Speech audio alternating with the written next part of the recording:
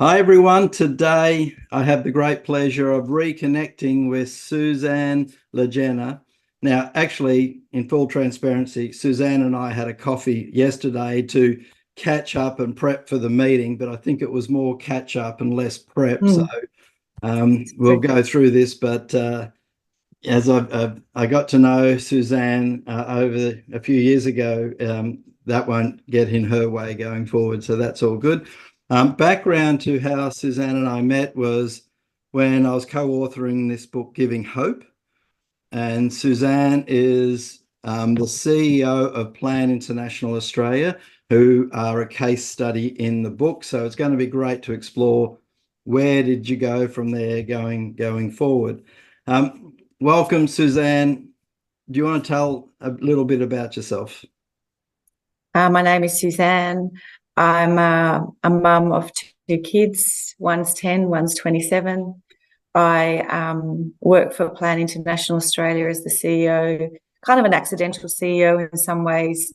I always wanted to have impact. I don't think I really set out to be the CEO, but I joined the organisation, and the CEO, who'd been there for 17 years, was headhunted for another job, and I thought that I would put myself forward, and I thought I'd at least be the floor. Someone would have to be better than me, and then if they were better than me, I would get to learn from them, and that would be great. Anyway, I got the job, but I was a kind of first-time CEO of a $55 million organisation. I didn't really know what I was putting myself forward for.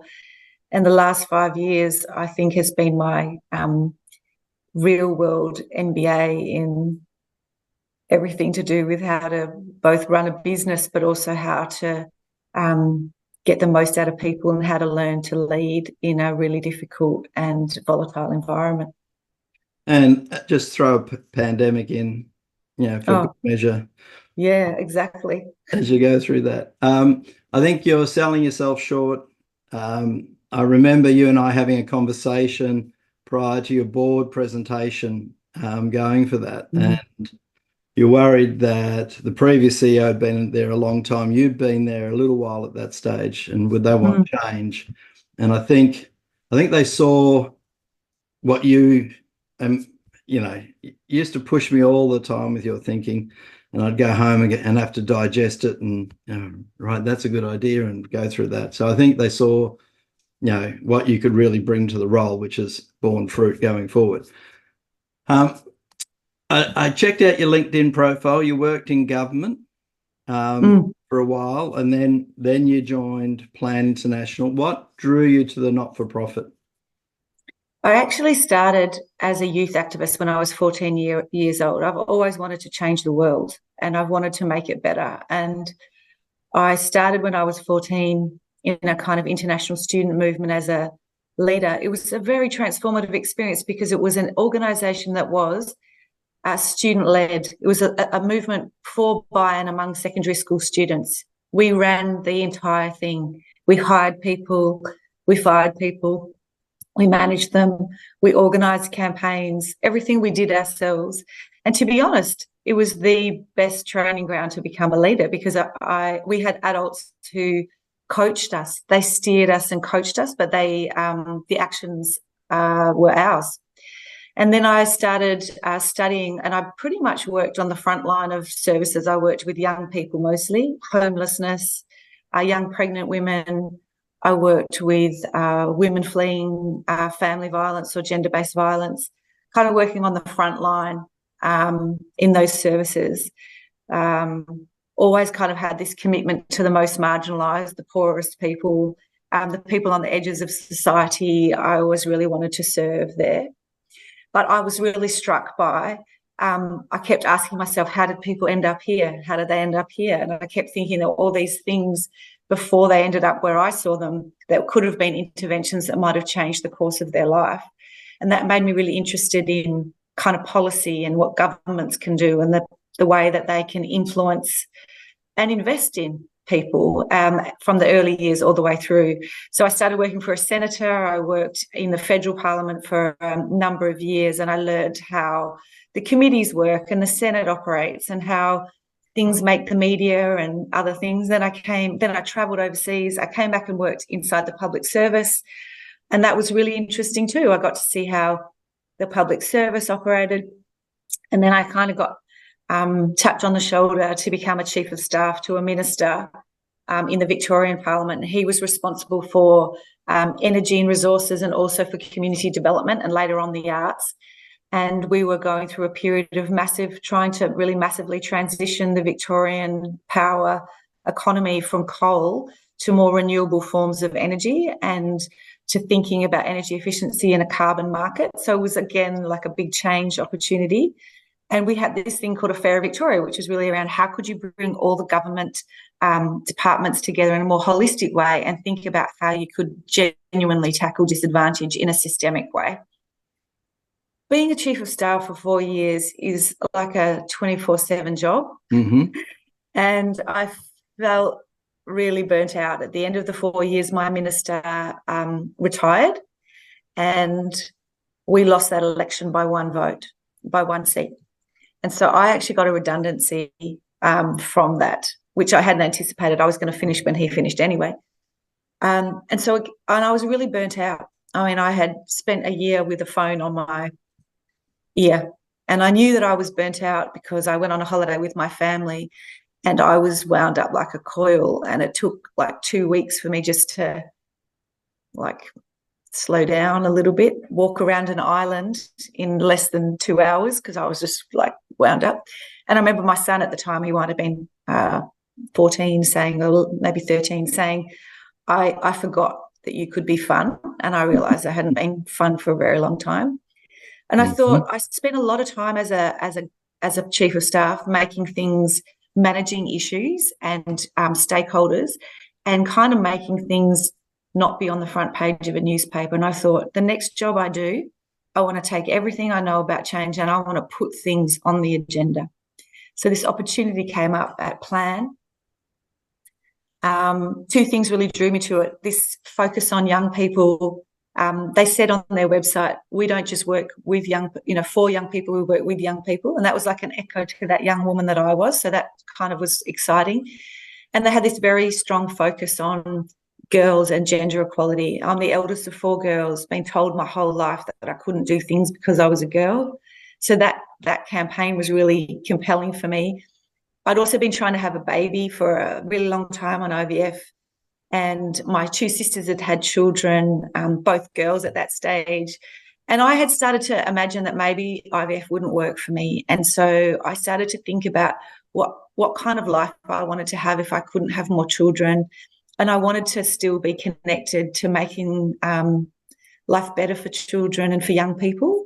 And I thought, well, maybe an organisation that serves the world's poorest, most disadvantaged children, I could bring some of that very powerful auntie energy to that, and I could work there in a way that would be both fulfilling for me and could actually make an improvement in people's lives. And so that's how I came to be at Plan. I think a lot of people listening to your story will be going, wow, that dedication to service of others, trying to make the world a better place, which in my own small way I'm trying to do too. And I can remember when I first got introduced to Plan International, a campaign that you had running then was Because I'm a Girl, right? Do you want to just give us, for the audience here, I think it's powerful. Can you just give us the background of that, how that campaign came about? Yeah, I think it was one of the German Plan people was visiting, and I think it was in Nepal, and they had just been visiting a school. And as they left the school, they were driving through a small village, and they observed that there was a girl, and she was not at the school. And so she asked the driver to stop, and she went over and talked to the mum through the translator, someone from the local office. So I'm just really curious, I've just come from the school. Why is your daughter not in school? And she said, because she's a girl. And I think in that moment, that woman realised this, perception that girls are not human and not entitled to to claim all the rights that boys are, to have access to education, and the opportunity to grow themselves and thrive and participate in all aspects of life was so deeply entrenched in so many cultures and across the world. And in fact, an analysis after that showed that the most marginalised group in the world are girls. You know, they eat last and least if they're born at all. They are the target of most of the violence. They are not given the chances to finish school, in primary school or high school, often married before their time, subject to harmful practices, and that we really needed to shine a light on not just the harm that was falling to them, but also the potential that existed there. You know, could you really transform the world if half the population was excluded from that opportunity? Mm-hmm. And that's what the World Bank says. The World Bank says the challenge to poverty and the opportunity to shift poverty lies in the 10-year-old girl. If mm-hmm. we could get that 10-year-old girl to complete those 12 years of school, keep her free from violence, not married before her time, able to make decisions about her own body, we could transform societies and economies in ways that would be much more inclusive and allow people to participate more and have more chance at living a life of dignity and value, free from poverty. So for me, that's a pretty compelling case study for why we would focus on girls. Yeah. And I see your tagline behind the Charity for Girls Equality.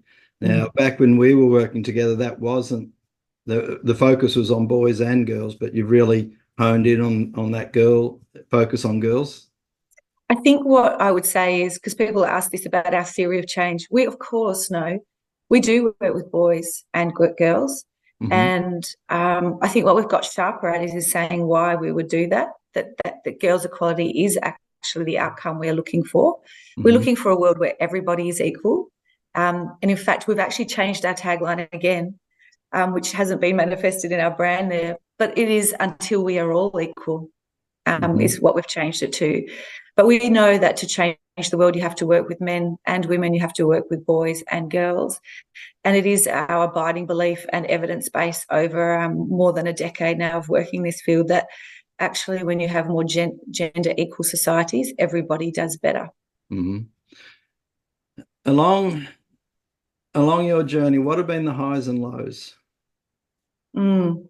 I think some of the lows for me in my career have been in politics, working in, particular periods where, I didn't agree with what was going on in the world or the alignment of the party at the time. So I'm thinking here about, there was an election around Tampa, a boat that had appeared off the coast, had refugees on it. It became a lightning rod for a particular election and a kind of a really, I think, kind of racist and xenophobic vision of Australia, that we couldn't incorporate people who were fleeing from really difficult circumstances.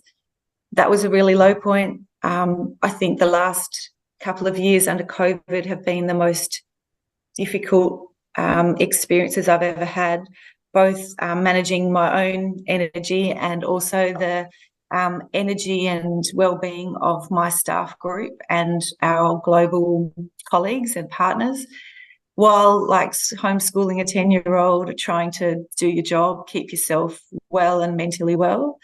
I think someone gave me some advice early in the pandemic, which really stood me in good stead. He said to me then that it was more like a marathon than a sprint. And he said, he was a marathon runner. He said, there are 2 times in a marathon where you want to stop. One is actually before you start, when you're at the starting line. You get really anxious when you know what's ahead of you. So it's going to be painful. It's going to be hard. And the only thing to do then is to move, to get started, move your legs. And then the other time is, everyone talks about hitting the wall. We know about that. That's a period, we may be 3/4 of the way through where you want to give up. And the only thing to do then is to slow down and to look at how far you've come and to take heart from the people that are cheering you on and to just slow it down and then start again, keep going. And then he said, just before the end, you can also, like, you've come so far, there's only a little bit more to go. You feel like giving up then too. And then the only thing to do then is to, again, like, look at how far you've come. Mm-hmm. Look at the people that you are serving or that you love who are at the end, and soak up what you're living and take heart from the people around you, and just keep going that little bit to the end. And I've used that analogy many times. And I do think that idea of, like, in our kind of work, when you're trying to shift systems, there's so much, you know, you never win, you never get there. You make gains and then there are losses. It's more cyclical, it's more systemic.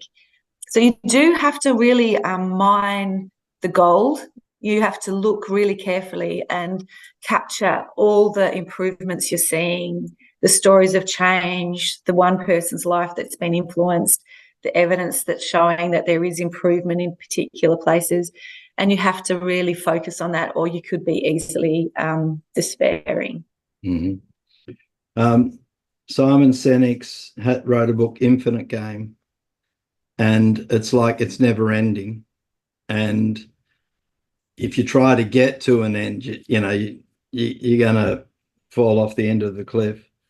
I think that point about getting started, I was starting to hit around the world, and I hadn't done anything about my team or what to do.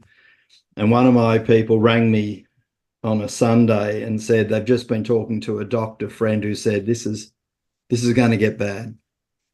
And so I sat there that Sunday and I said, what am I waiting for? What am I waiting for? And what I realized was I was waiting for one of my people to catch COVID. Yeah, I didn't consciously think that, but until I processed that. And I said, so why am I waiting for that? So that evening, I sent a note out to everyone and say, stay at home. And I sent a note to our CEO and head of HR and said, this is what I've done, et cetera, et cetera. And then I think it was a week later, the government came in and they then started putting in their actions as well. But I was hesitating, you know. And as a leader, it was quite an interesting thing to go through. I want to go through your,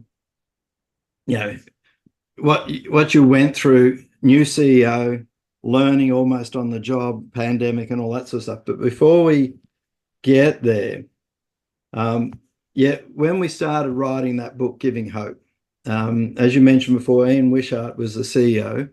He's now the CEO of the Fred Hollows Foundation, and I hope to interview him one day as well.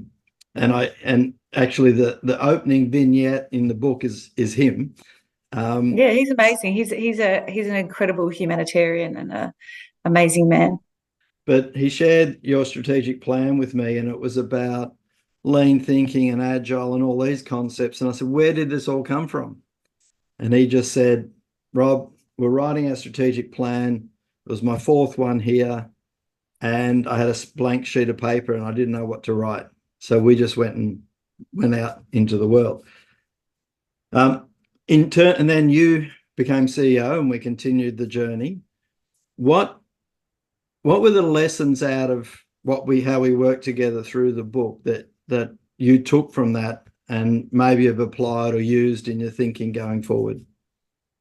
Yeah, so just, I started, I think in the March or April, Ian had just employed a couple of people and then they'd come to work for him and then he was leaving. So I had a kind of team that wasn't necessarily the team that I had chosen. They were the team that was there. And I went to see my CFO and, I said, tell me, how are we doing financially? And he basically, that was my first, 2 weeks. And he said, we're not doing well. And he said, I think you've got, if you're lucky, you've got 2 years to turn it around. I was like, what? We were in deficit up to $1 million that year. What year was that? Can't remember. 18 or going 19? into my 5 years ago, I was the CEO, so it was 2018. 18, right. He basically said, yeah, we're in $1 million deficit. Our trends aren't looking good. You have two years to turn it around. So I spent the first year, and to be honest, I really tried to understand the business model. I didn't really understand how all the pieces work together. I needed to understand that. So I understood the levers we could pull and what we could influence and what we couldn't. So there was a lot of exploration that first year. We were able to bring ourselves in that first year back to break even. But that I could see that our underlying trends were not positive, and we needed to create new value, and we needed to reinvent ourselves in a different way. And so we started that process of thinking about, okay, what are we going to do going forward? What kind of culture? The other thing I did, which I'm really proud of in that first year, is I invested in a high impact leadership program with Julie Birtles. Mm-hmm.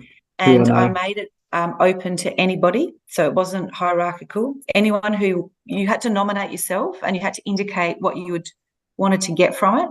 You had to get the support of your manager to do it, and you had to do it on top of your other work. So it would require at least 4 hours of time a week. You would work on specific business-related projects, and at the same time, you would learn about leadership, and you would work with people from across the organisation that you might not normally work with. Year-long process.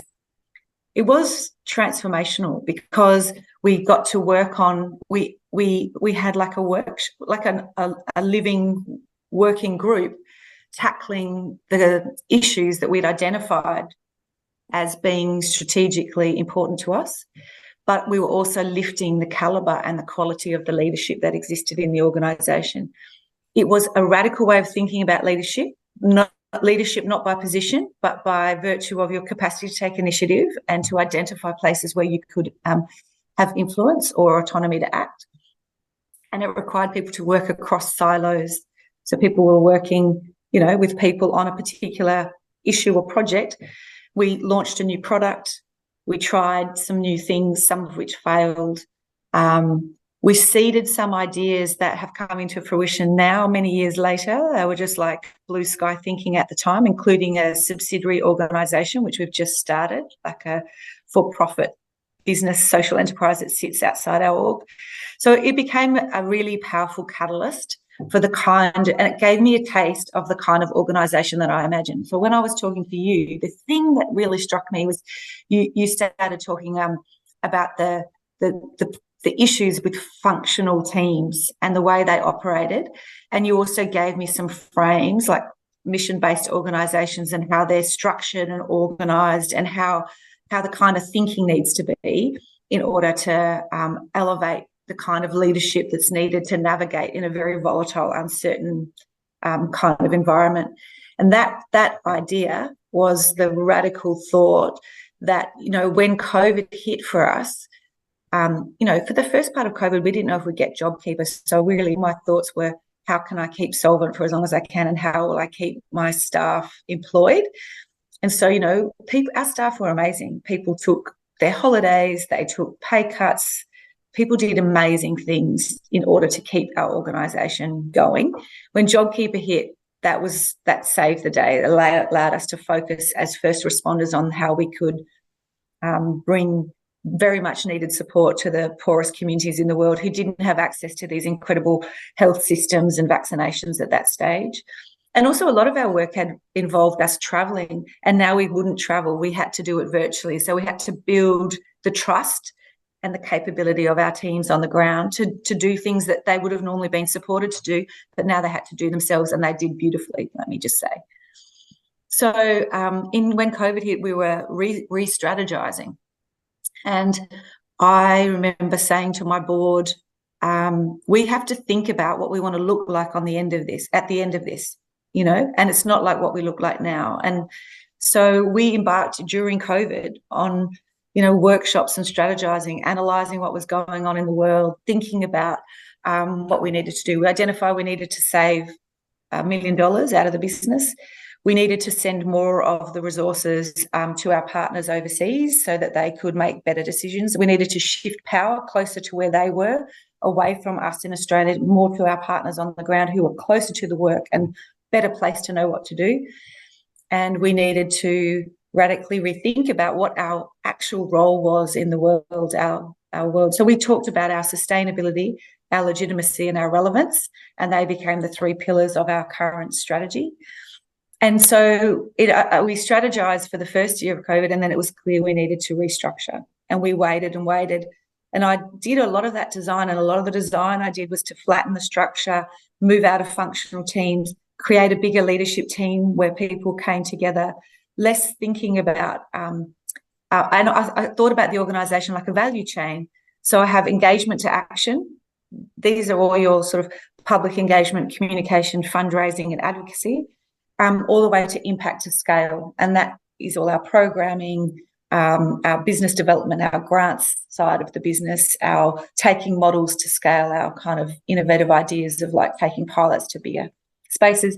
And then we had, those enabling functions, our organisational development and culture, the kind of finance systems and IT systems we would need to enable that to happen. And so we saw it like a value chain across, and that people would need to work across in order to make it work. So your mission-based organisation frames really helped me think about that in a different way. But I had to do restructuring, including redundancies during COVID. And that's what my staff group said in the end. Please, we don't want to wait any longer. We know that this is coming. Can you help us? Mm-hmm. So that was meeting people on Zoom and telling them they didn't have a job anymore. It was probably the hardest thing I've ever had to do in my life, knowing that, there were, even though we were doing everything right by giving people, generous payouts and support to find other work and EAP and all those things, still devastating to be made, to have a job made redundant and not to take that personally. And I took responsibility for that because I felt like that's it should be my job to do that, because I was envisioning this future. But I perhaps didn't realise how painful that would be to do it during COVID. You couldn't really even say goodbye to your friends in a way. We did that virtually, but we couldn't say goodbye. We couldn't farewell people, honour them in that respectful way. We did everything we could, but there was a lot of hangover from that afterwards. When we could reconvene, there was a lot of baggage for people, I think, and hurt. And it's taken another 2 years to sort of emerge and renew out of that. And now I made a smaller executive team, a bigger senior leadership team. We reorganised ourselves. I'm starting to see all the green shoots of that now. But if I had known how hard it would be, I might never have started. So one thing I would say about my leadership is I am brave. I know what needs to be done, and I don't shirk the responsibility of leadership. And I saw myself as stewarding that organisation and the mission we have into the world to make ourselves sustainable, relevant and legitimate. And I still think that is my job. Mm-hmm. And I know that's not to be necessarily liked. I absolutely respect our people. They are the gold that keeps the whole thing going. But I know that, that's why if I'm the leader, I have to do the hardest things, and I have to be prepared to do that. But there's a toll to that. And I reckon I've felt that at different stages, just like, I'm a human. I haven't found that easy to do. And at different stages, I've really doubted. Like, I've been at points along the journey where I've looked back and I've destroyed the house I had, and I hadn't yet built the new one. And I was standing in the rubble between, and I thought to myself, what have you done? What have you done, Suze? And people have currently, described to me this messy middle. And I would say, when you're in the messy middle, what you do need people who've been there before, who can talk you through what happens next and what to look for, and what to put your energy towards. And so I had a very wise person who said, your job is to find the energy, the positive energy, and blow air onto that, and build momentum for the things you want to do. That's all you can do. Your job is to try to get momentum in the right direction by steering, cheering, not interfering, but trying to get things moving in the right way. And that's what I've tried to do. And I can see now so many things that were like little ideas at that time when we were talking, now I can see them tangibly in real ways. Okay, let me just go back on. I've written a few notes here, right? First of all, for the folks not in Australia, JobKeeper was a government program that gave organisations money to keep people employed, so that Australia was quite harsh, and Victoria was probably the harshest state in lockdown, We even had an 8 o'clock curfew at one stage. And so to keep the economy going, etc., they did JobKeeper and JobSaver. So the JobKeeper program, which you mentioned, Susanne, was that. Julie Birtles was my outplacement consultant back in 2001 when I was made redundant. And what was interesting is her advice to me then was to do what I'm doing now. So it's only taken me 22 years, Julie, but I've got there. Now, shout out to her organization. She's the founder of Beyond Excellence, and I'll see if I can get her on to do an interview. I love what you're saying about issues across silos, functional, break it down. Of course, that's what I talk about. The mission-based organization structure, I'll put that up here in the video. It's in the book. It's about really talking to what the layers of an organization should be. And as we were talking about yesterday, when you have functional silos, the problem is you promote experts and you need people with broader perspectives, broader views going forward, which is in some of the chapters of my bookcast. What I really like what you did. So my co-author, Peter Dalton, he's worked in the fundraising space for years and years and years, right? He was the not-for-profit guy. I was the for-profit guy. I actually spoke to him during the pandemic and I said, what's happening for the not-for-profits? Surely everyone's gone within their shells. We're not donating as much. There's not that sort of stuff. And he said, Rob, they've fallen into two camps. There's a camp that says, oh, woe is us, and kind of curled up in a ball over here. And then there's the camp that you've just talked about, which is, where do we go from here? How do we make it happen? What's our strategy? What are we trying to do going forward? So he said you can really see that split. So you're in that camp which says we're probably needed more now than we ever have been. And, we have a duty to keep and that's going. true. I mean, COVID set back people's rights and inequality in the world in ways that we couldn't have imagined. The rights for girls definitely went backwards in that 2-year period. People were taken out of school and never returned to school. School is a safe place for a lot of people, so they were exposed to more violence. Poverty became entrenched. People lost people in their families.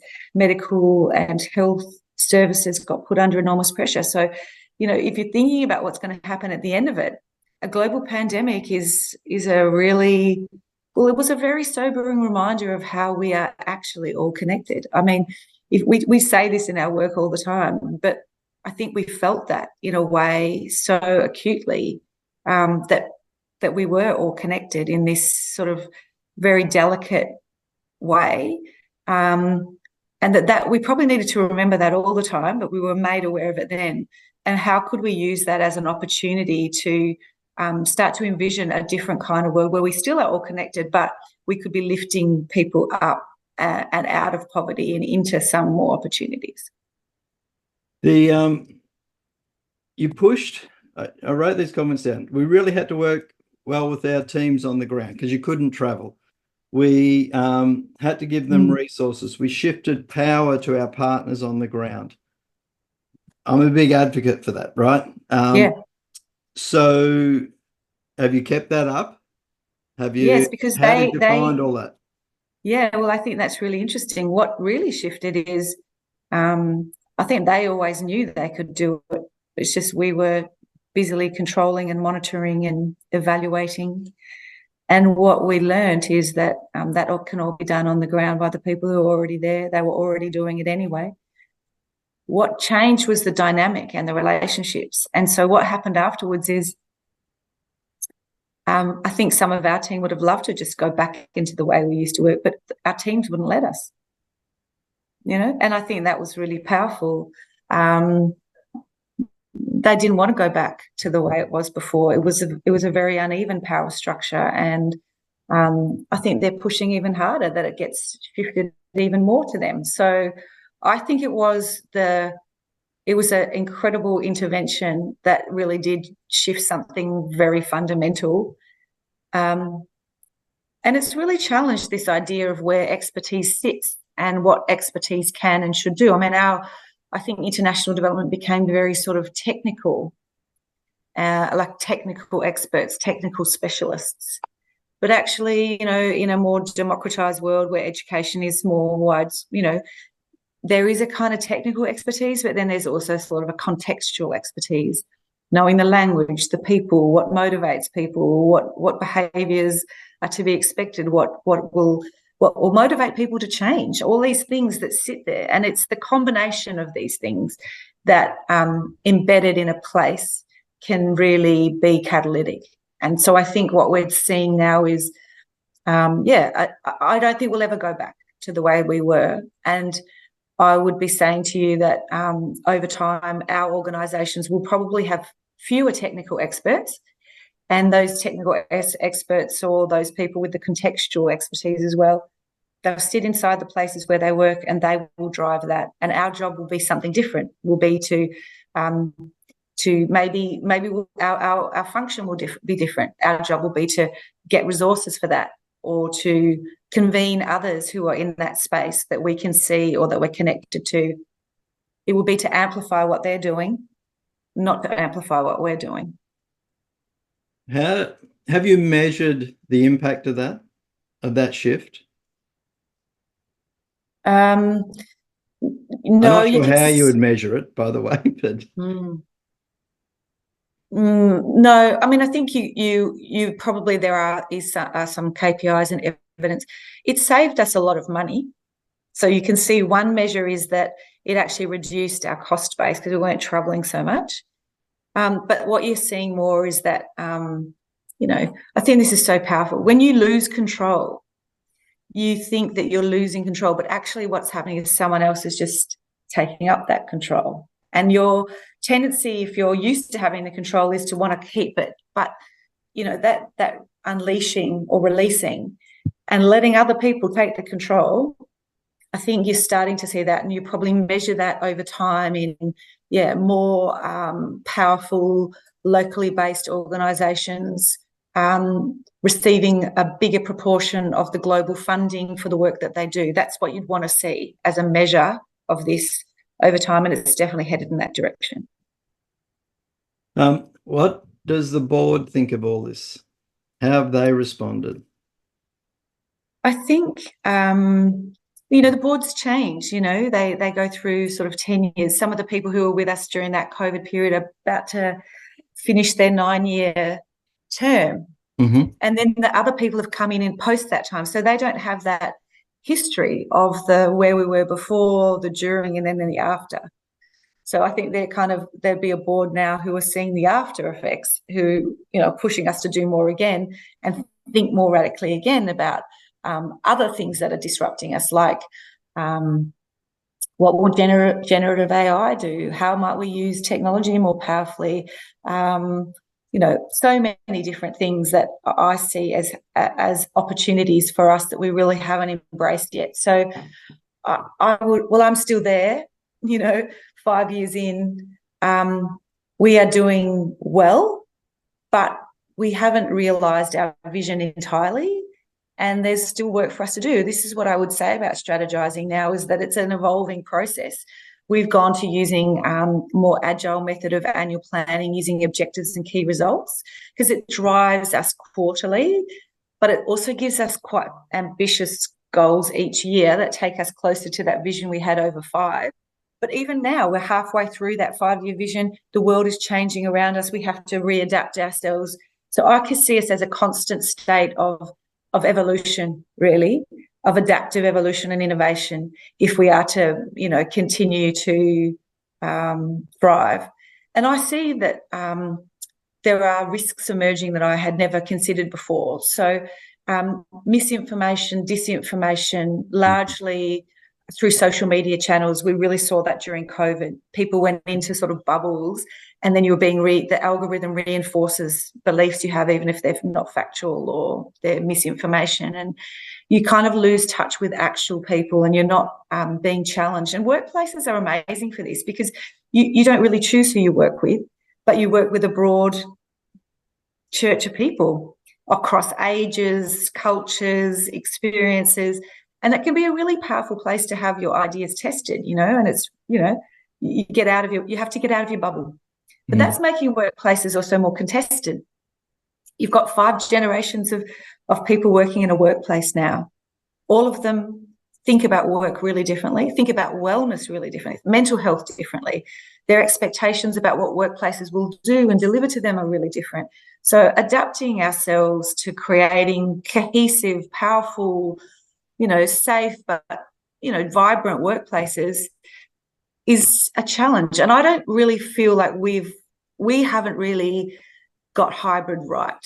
I mean, we'll never return to everyone, together. And I just see the benefit for so many people, including myself as a CEO with a 10-year-old, of the flexibility that working in a hybrid way enables.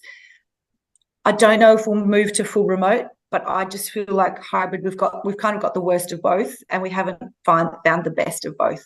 Haven't found a way to unlock or unleash that yet in the way that we are doing that across the generations between the different cohorts in our organisation.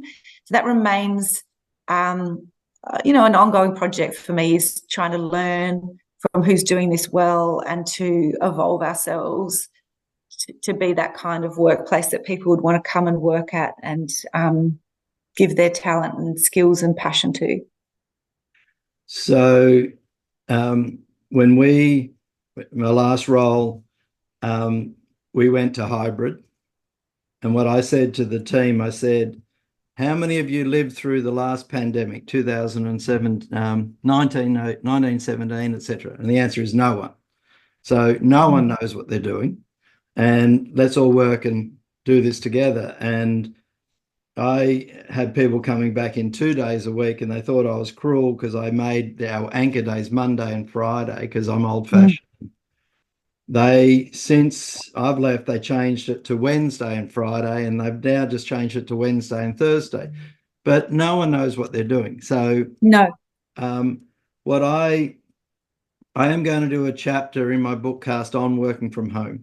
And it's not going to be about, here's the answer. It's going to be about, here's what you need to think about. And one thing you talked about earlier was building trust. There was in terms of teams of the ground, but it's with our people. And where I think when you have companies calling for a return to the office, it's because the culture didn't have trust in the first place. And the pandemic made those control ones you talked about, made them more freaked out. And there was a post on LinkedIn from someone talking about, it's best to be in the office, collaboration, blah, blah, blah. And I can see what you're doing for promotion and salary increases. And I put a comment there. I said, we're in a whole new time. No one's lived through this. So I think leadership needs to change, or how we think about leadership and doing this, because I agree with you. We're not going to go back. For those of us lucky enough not to have to go into a work environment, we're not going to go back to 5 days a week is my view. But what are the principles? What are the things we need to think about going What I would say is I do see work as a collective endeavour. That's a belief I have, a philosophy. I don't think work is a series of tasks you do or just your own team. I see it as a collective endeavour, something we do together, that we're creating together, actually. And that does require us to have relationships that work and are trusting, and that you have to be more intentional in a hybrid environment. There's less incidental. That can be good and bad. It means it's more formalized. You've got to, book a time in or ring someone up to have a conversation. It's not like we are kind of, some people will say they come in for a meeting who used to working in an online environment, and then things happen in meetings that are really, really curious and interesting. If you're new to the workforce, you need someone to help you make sense of it. What happened there? There seemed to be tension, or, what's going on there? And why did that happen? And some of those kind of conversations that help orient people, especially younger, newer people into the workforce, to understand what's going on and the kind of behaviours you could expect and need to challenge. Some of that's harder to do. I think I've had to challenge my own bias as well. I am learning in real time, but I also worry about the degree to which I don't see people and I don't know how they're really doing at home. I think you can keep your camera off. You can be floundering and not get support, and it's really hard to know exactly how people are. And I think some people have struggled, you know. And so I think it's about increasingly finding those ways to get the best out of individuals, and also to find ways to connect ourselves up across the moments that matter, to do our best work together. I think that I never made it hard and fast. Like, people didn't, whatever, if they didn't come on those anchor days. But the anchor days was a structure so that people half weren't in the office, half weren't. So you're still doing your video conferencing, et cetera, et cetera.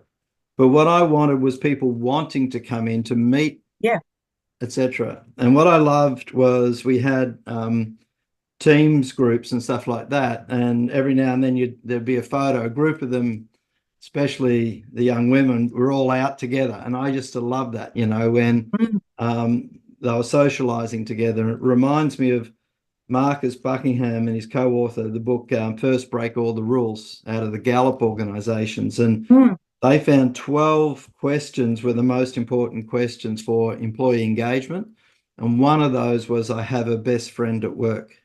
And we had people all across Asia, and the relationships they had were amazing.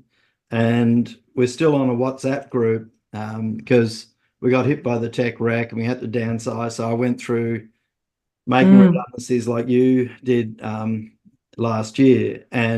But we've all stayed in touch. We argue over the cricket because from India, we argue over everything else, you know, because everyone's in different countries and stuff like that. And it's still wonderful. And I had one of my Korean guys say to me, who was based in Melbourne with us, he said, I have never worked in an organization this diverse.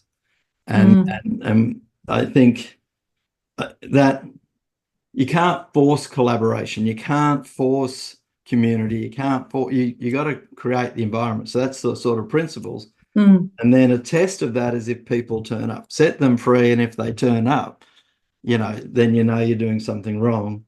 And something you said then, and we're nearly out of time, but something you said then, which was your own biases, right? We all have biases, but we got to understand we have biases. And we also have a shadow self, and we got to understand we have a shadow self, and we got to reflect on that. And so many leaders just have no idea, but that's another long story and probably another chapter in my bookcast one day. All right, I'm going to finish up. Susanne, what would you like to leave the folks with? What sort of ideas you've got? It could be some thoughts, etc. What would you like to leave everyone with? My leadership philosophy I have on a post-it note on my laptop, so that I can see it every day, and I can see it all the time when I'm meeting people in this virtual way. It comes from the Black Lives Matter movement. It's the thing that I think about the most deeply, and probably has been the thing that I think has helped me think more profoundly about leadership. And it says, lead with love, no ego, high impact, move at the speed of trust. And so that's my philosophy of leadership. It comes from that movement. And I have to remind myself, you know, at different stages, you know, how is my ego showing up? Are we really having a high impact, or are we really having low impact? To lead with love is sometimes really hard to do, but I really try. I use that word, which is not a very work-related word, but it is actually the word I would use. I love my team. I love our work. I love this planet. I love the people on it. I think the world is amazing. I think there are a lot of forces at work that would destroy it and keep us ground down and divided and at war. And I think it's up to ordinary people every day, in the way that we live and act and purchase and make decisions, to actually create this alternative vision of the world, which is more harmonious, more peaceful, more equal, more inclusive. It really is an amazing place. I feel very lucky to be alive at this moment in history and to have the opportunity to make some kind of contribution So that's the one that gets me out of bed every day. I love it. Absolutely love it. I want a copy of that Post-it note. You have to I'll photograph it for you. It's a bit worn down now, but it is. I'll give you a photo so you can put it up. that shows that.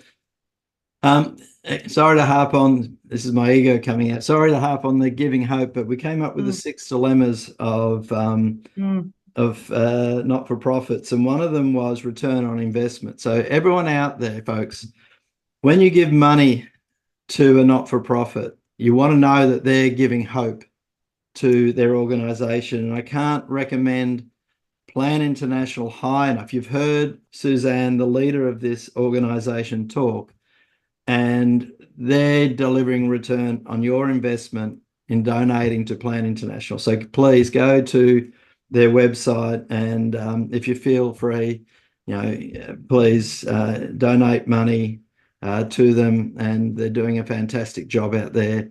So thank you very much, Susanne. Thanks for all the work you've done. Thanks for your life, and thanks for taking the time to do this interview. Thanks for having me. Cheers.